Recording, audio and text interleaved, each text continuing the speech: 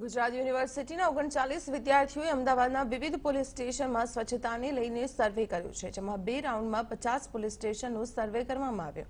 આ 50માંથી satellite police સ્ટેશનને સ્વચ્છતામાં number 1 મળ્યો છે। અમદાવાદમાં પૂર્વ અને પશ્ચિમમાં આવેલા પોલીસ સ્ટેશન કેટલા સ્વચ્છ છે તેની જાણકારી મેળવવા 39 વિદ્યાર્થીઓએ વિવિધ પોલીસ સ્ટેશનની વિઝિટ કરી હતી અને સર્વે બાદ સ્વચ્છતામાં સેટેલાઇટ પોલીસ સ્ટેશનને નંબર 1, વસ્ત્રાપુર પોલીસ મથક બીજા નંબરે અને દાણી લીમડા પોલીસ સ્ટેશનને ત્રીજો નંબર આપવામાં આવ્યો।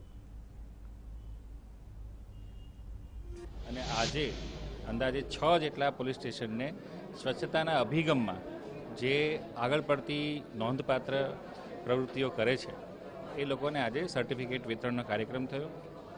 ઘણું જ પ્રેરણાદાયક કાર્યક્રમ હતો, એટલા માટે કે પહેલીવાર વિદ્યાર્થીઓ અને પોલીસ બંને સાથે મળીને આ અભિગમને આગળ કેવી રીતે લઈ જવો અને જીવનમાં કેવી રીતે ઉતારવું એના માટે થઈને કાર્યવાહી કરશે અને આગળના ભવિષ્યમાં પણ આ માટેના કાર્યક્રમો હાથ પર લેવામાં આવશે। ચોક્કસપણે એવા અમુક પોલીસ સ્ટેશનો છે કે જેમાં એક સારી એવી બિલ્ડિંગ હોવા છતાં સ્વચ્છતાના ધોરણ નબળા હતા અને આ આપણા માટે એક બોધપાઠ છે।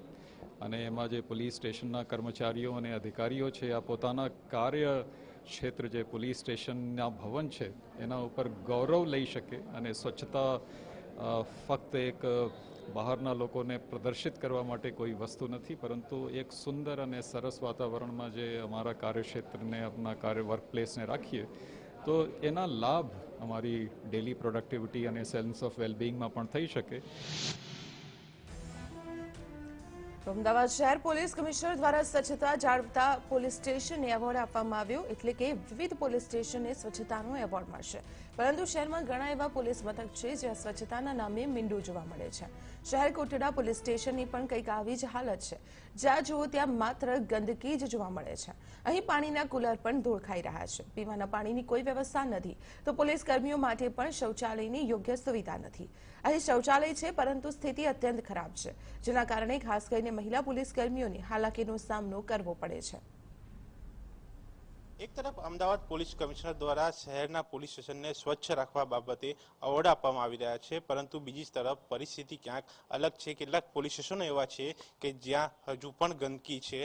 જે શહેર કોટડા પોલીસ સ્ટેશનના આ જે દ્રશ્યો દેખાઈ રહ્યા છે, સામે શૌચાલય છે અને તે જ પાસે જે જગ્યા આવેલી છે ત્યાં જે છે ક્યારેક ગંદકી સર્જાતી હોય છે, પાણી ભરી રહેતું હોય છે અને જે પ્રકારે અહીંયા જોઈ શકાય છે એક પસ્સીનો આખી જગ્યા અહીંયા જે છે તે ભરી દેવામાં આવી છે અને એક શૌચાલય પણ જે છે ખાસ કરીને જ્યારે મહિલાઓની સંખ્યા હવે પોલીસ તંત્રમાં વધી છે, ખાતામાં વધી છે, ત્યારે તેને પણ લઈને એક સુવિધા રાખવી જોઈએ, પરંતુ આ જે શૌચાલય જોઈ શકાય છે મહિલા માટે છે અને તે શૌચાલય ક્યાંક ચોકઅપ હોવાની વાત છે। સાથે સાથે પાણીની જે વ્યવસ્થા આવે છે તેને લઈને પણ અહીંયા જે છે કુલરો તે પણ અહીંયા બંધ હાલતમાં છે, તો પાણીના નળ પણ અહીંયા ક્યાંક ગાયબ છે। આ જ પરિસ્થિતિ ક્યાંક બતાવે છે જે પ્રકારની પોલીસ કમિશનર વાત કરી રહ્યા છે તેનાથી ક્યાંક વિપરીત પરિસ્થિતિ છે અને આ જ પરિસ્થિતિને લઈને અત્યારે ક્યાંક જે છે શહેરના પોલીસ સ્ટેશનોને સ્વચ્છ બતાવવાના પ્રયાસો પોલીસ તંત્ર કરી રહ્યું છે।